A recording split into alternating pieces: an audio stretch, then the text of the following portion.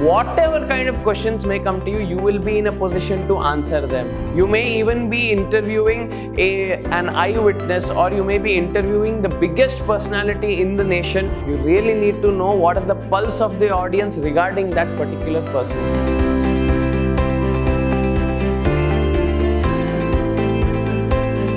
Everyone, and welcome to another new session of your journalistic journey with me, Zubin Paul, your journalism faculty from Vidhyaashram First Grade College, the Temple of Excellence.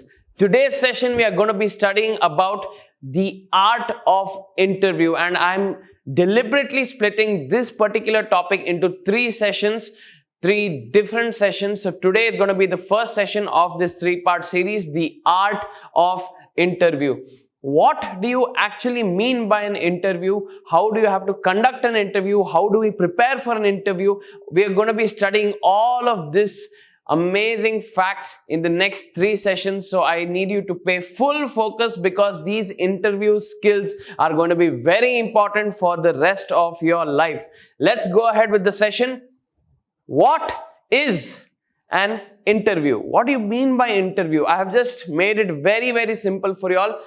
Inter, that means with each other, and view, that means opinions and ideas. So just at the basic level itself, you can understand that interview means sharing of opinions and ideas with each other.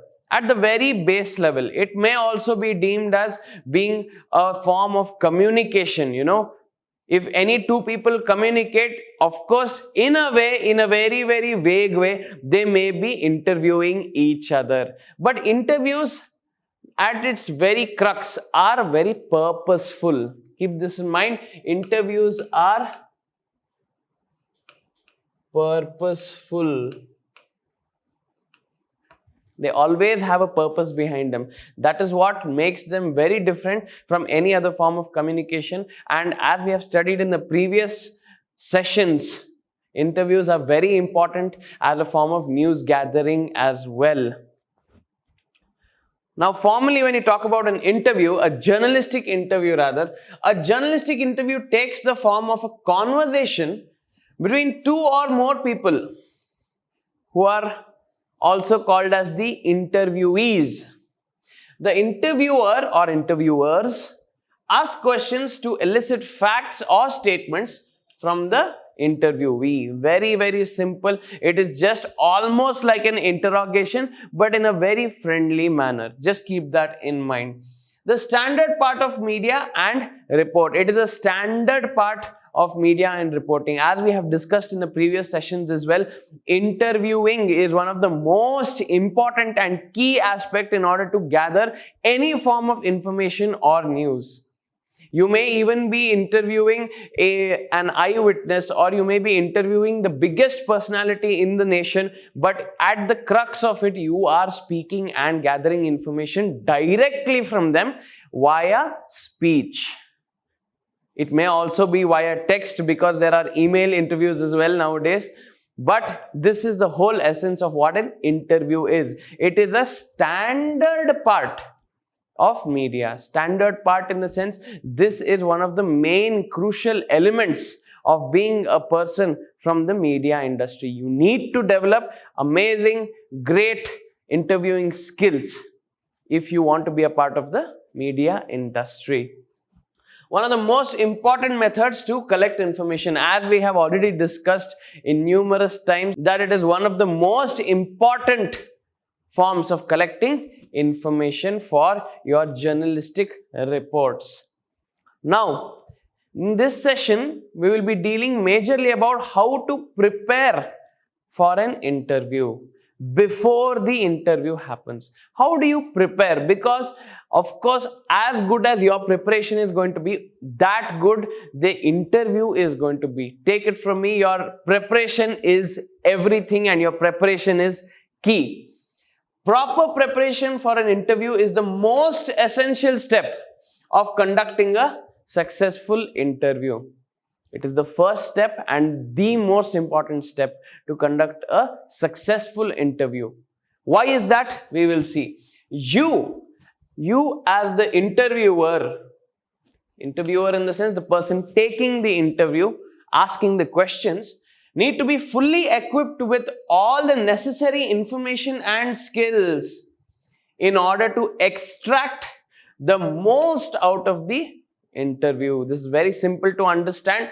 You need to have that kind of a skill set, that kind of a communicative skill set wherein you can extract the kind of information you want from the interviewee. I hope you are able to follow, and this is very simple but very important. It also helps to tackle any unforeseen situations that may occur during the interview. What does this mean? The more prepared you are, just take an exam for example. If you are very well prepared, whatever kind of questions may come to you, you will be in a position to answer them. Similarly, if you are very well prepared for an interview, whatever may be the situation, sometimes nothing goes as planned, sometimes things may start falling out of your control. In that case, in the questioning process, you will have an upper hand. Why? Because you are much more prepared. You have done every possible kind of preparation in terms of background check, etc., etc., and you know what are the actual facts of the matter. That is how you are going to have the upper hand and the edge in conducting a successful interview. The first point in your preparation process is to do amazing and proper research. Do proper background check on the interviewee. What do you mean by background check? The background check may include the person's profile, achievements, failures, controversies, political inclinations, the character perception, etc., etc. All of these are very important, and these may differ from interview to interview because your perspective of taking forward the interview may differ every time. What do you mean by person's profile? The person's profile is the most basic aspect, not his Facebook or Instagram profile. Of course, that is also a part of your research, but when you talk about profile, it is the basics: age, place of birth, nationality, etc., etc. All of these basic information comes under the person's profile. The achievements, the laurels that he has brought for himself or for the nation, etc., etc. The failures, whenever there have been hard times, what have those hard times been, and were there any controversies related to that person in the past, any kind of heated controversies. Political inclinations, this may also be a factor to focus on in some political interviews, wherein the political inclination of the person becomes most crucial factor of discussion. So that also can be kept in mind. The character perception. What does this mean? Character perception. How is that person's character being perceived by the audience? You really need to know what is the pulse of the audience regarding that particular person. A person may have achieved a lot of laurels, but some controversy may have led the public to have a bad image about that particular person's character. This is just an example. This is just a situation that may occur. So you need to be very aware of what is the character perception of that person in the audience's mind.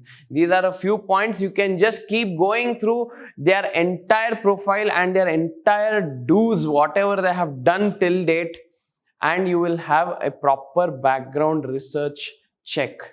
This will help to get a fair idea of what kind of interaction you could expect from the interviewee. For example, if you already know beforehand that this person is like this person is like that, if you have done proper research, you will also have known what kind of a person that person is. Is he moody? Is he angry? Is he friendly? So that kind of a perception you will also have generated by the time or before you even get into the interview. That can give you a small upper hand in terms of how to handle that person.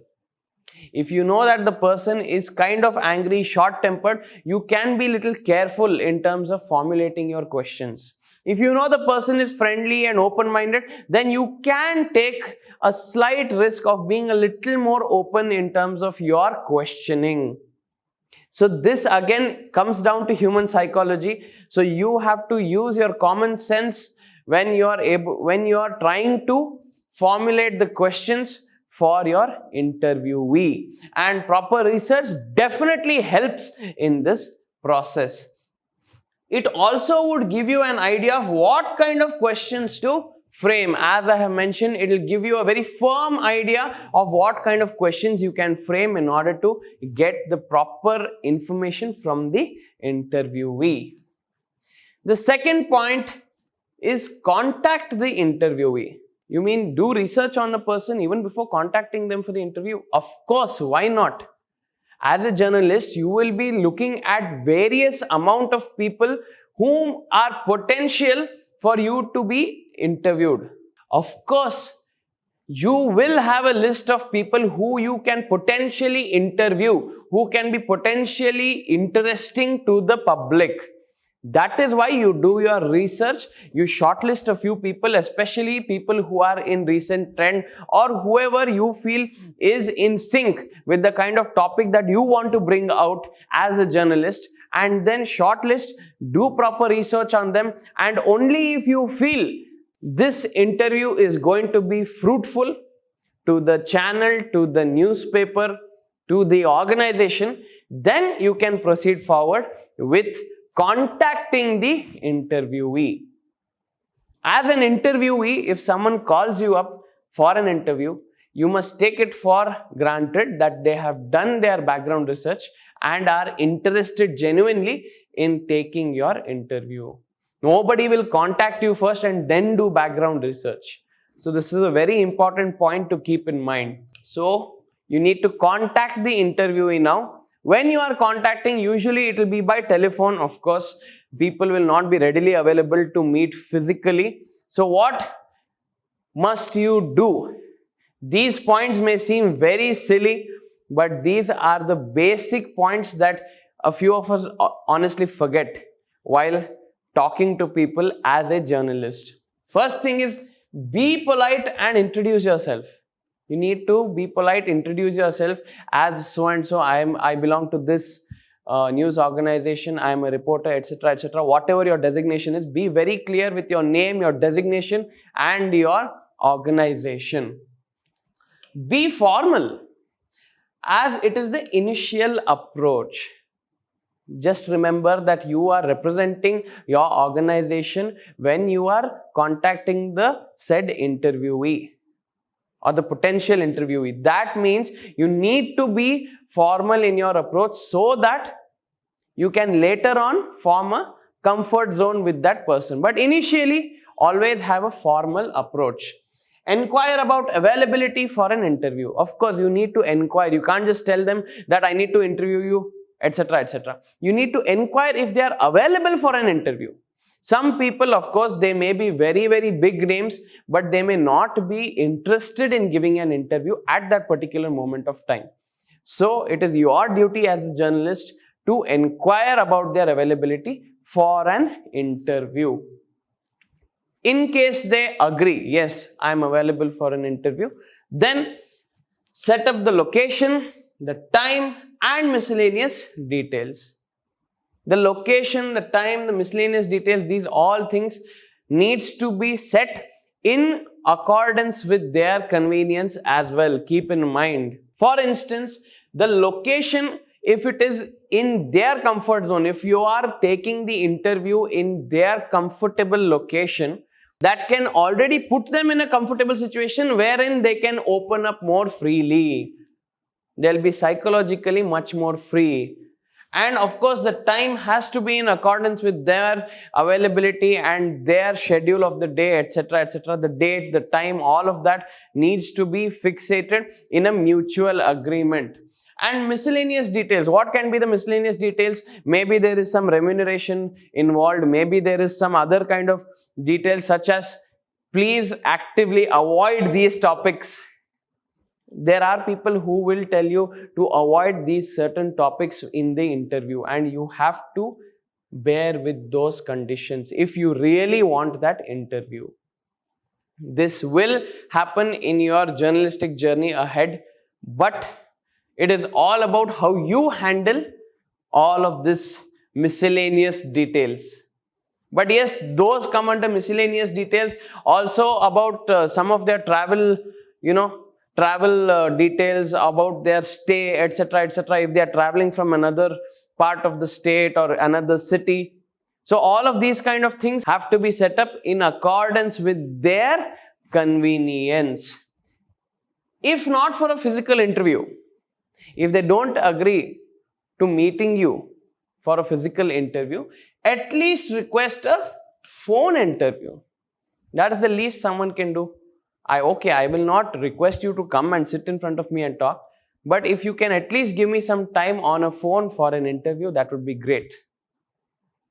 You can try to push for a phone interview at least, because in today's technological world, nobody can say that I am out of reach. So you need to at least push for a phone interview. Now, once things are set, the interviewee is contacted, the interviewee has agreed, you have set the date, time, place, everything. Now is the time where you prepare your questions. The questions are the main crux of your interview.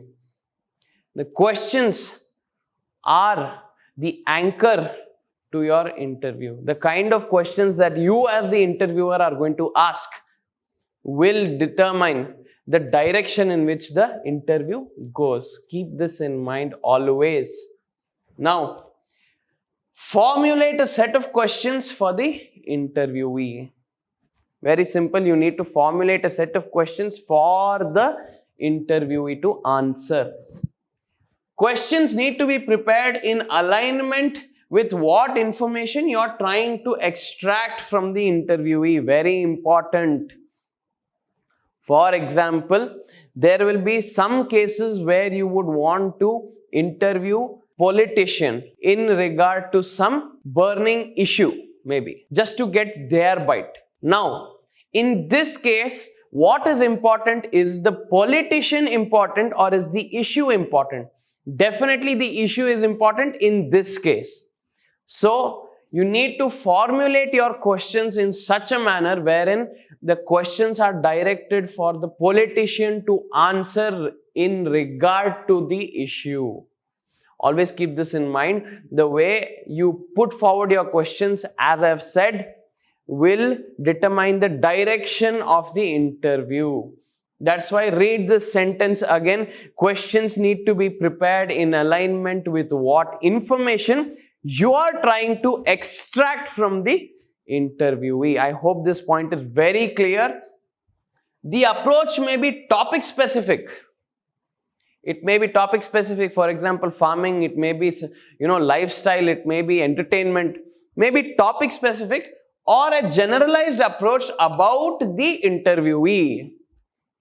As I mentioned in the previous example, the issue can be focused on or the person can be focused on. It is up to you as the journalist why and what is your purpose of having that interview. As I said in the initial slides, purposeful interaction is what we call as an interview. So always gauge and realize what purpose you have held in having that particular interview, and then you will be able to differentiate whether you want it to be a topic specific interview or a personality specific interview. This is where your research will come in handy. Exactly. To formulate good questions, you need to do proper research. Even us as teachers, in order to formulate questions for your exams, we need to know what syllabus you have. Without knowing the syllabus, without doing proper study on your syllabus, we cannot formulate questions for you. Similarly, this also is the case, wherein you need to do proper research in order to formulate proper questions which can get the best answers and information for you as the interviewer. Now, pay attention. Do not depend on a fixed set of interview questions beforehand. This is a typical rookie mistake. Never ever depend on just the questions that you have prepared. Then it will become like an interrogation. Never let that happen. Please understand that an interview needs to be taken forward as a conversation. It needs to be taken forward as a conversation. It is a conversation. The essence of an interview is that it is a conversation between two people. So never ever make it feel very mechanical. Always try to make the other person feel as if you're just casually talking to them and you are expecting casual answers from them. Trust me, the more casual the interview feels, the more skilled is the interviewer, because that is the amount of skill level he or she has, wherein he or she has everything in their mind what they need to get, but they are putting it through in a very, very casual manner. And the interviewee will also feel very comfortable in answering. He or she will not feel interrogated or in a very heated situation or feel very anxious. So that is why one main thing is, do not depend on a fixed set of interview questions. Why is this? We will see. This basically depicts that you are not ready to evaluate the candidate. It depicts that you are not ready to evaluate the candidate, meaning you have already made preconceived notions about the candidate is what will be perceived by the interviewee. The candidate here means the interviewee. The interviewee must never feel that you have entered the interview with a preconceived notion.